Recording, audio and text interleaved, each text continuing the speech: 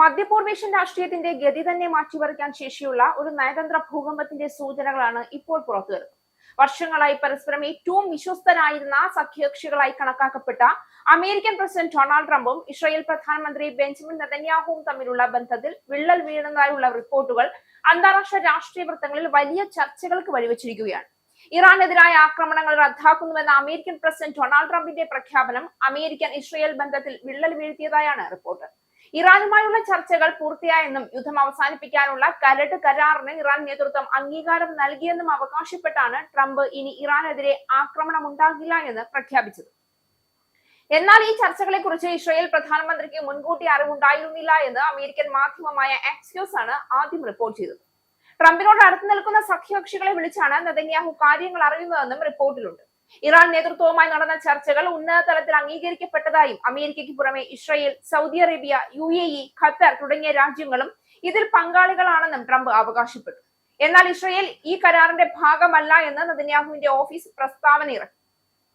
അതേസമയം ആണവ സാമഗ്രികൾ നീക്കം ചെയ്യാനും പ്രോക്സി ഭീകര ഗ്രൂപ്പുകൾക്കുള്ള സഹായം അവസാനിപ്പിക്കാനും ട്രംപ് ഉറപ്പു നൽകിയതിനെ ഇസ്രായേൽ അഭിനന്ദിക്കുകയും ചെയ്തിട്ടുണ്ട്.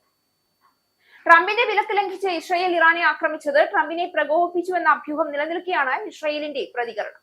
ഒരു ഫോൺ സംഭാഷണത്തിനിടെ നെതന്യാഹുവിനെ ട്രംപ് അസഭ്യം പറയുകയും തന്റെ സഹായമില്ലായിരുന്നെങ്കിൽ നെതന്യാഹു ഇപ്പോൾ ജയിലിലാകുമായിരുന്നു എന്ന് ആക്ഷേപിക്കുകയും ചെയ്തതായി മുൻപ് റിപ്പോർട്ടുകൾ പുറത്തു വന്നിരുന്നു.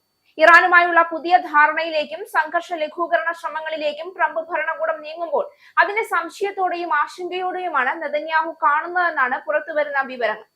ഇറാനെതിരെ കടുത്ത നിലപാട് തുടരണമെന്ന് ഇസ്രായേൽ ആവശ്യപ്പെടുമ്പോൾ നയതന്ത്ര ചർച്ചകൾക്ക് കൂടുതൽ സമയം നൽകണമെന്ന് ട്രംപ് ആവശ്യപ്പെടുന്നതായി റിപ്പോർട്ടുകളുണ്ട്. അമേരിക്ക ഇറാൻ ചർച്ചകൾ പുരോഗമിക്കുന്ന സാഹചര്യത്തിൽ സൈനിക നടപടികളിൽ നിന്ന് വിട്ടുനിൽക്കാൻ ട്രംപ് നെതന്യാഹുവിനോട് നേരിട്ട് ആവശ്യപ്പെട്ടതായും അന്താരാഷ്ട്ര മാധ്യമങ്ങൾ റിപ്പോർട്ട് ചെയ്തിരുന്നു. ഒരു കാലത്ത് മധ്യപൂർവേഷ്യയിൽ ഒരേ രാഷ്ട്രീയ ഭാഷ സംസാരിച്ചിരുന്ന ട്രംപും നെതന്യാഹുവും ഇന്ന് വ്യത്യസ്ത വഴികളിലേക്ക് നീങ്ങുകയാണോ എന്ന ചോദ്യമാണ് ഉയരുന്നത്. കാരണം ഇറാനെതിരായ പരമാവധി സമ്മർദ്ദ നയത്തിൽ നിന്ന് പ്രായോഗിക നയതന്ത്രത്തിലേക്ക് ട്രംപ് മാറുന്നതിന്റെ സൂചനകളാണ് ഇപ്പോൾ ലഭിക്കുന്നത്. അമേരിക്കയും ഇറാനും തമ്മിലുള്ള ധാരണ യാഥാർത്ഥ്യമായാൽ അത് ഇസ്രായേലിന്റെ സുരക്ഷാ കണക്കുകൂട്ടലുകളെയും മേഖലയിൽ അതിന്റെ തന്ത്രപരമായ മുൻതൂക്കത്തെയും നേരിട്ട് ബാധിക്കുമെന്ന വിലയിരുത്തലുകളുണ്ട്.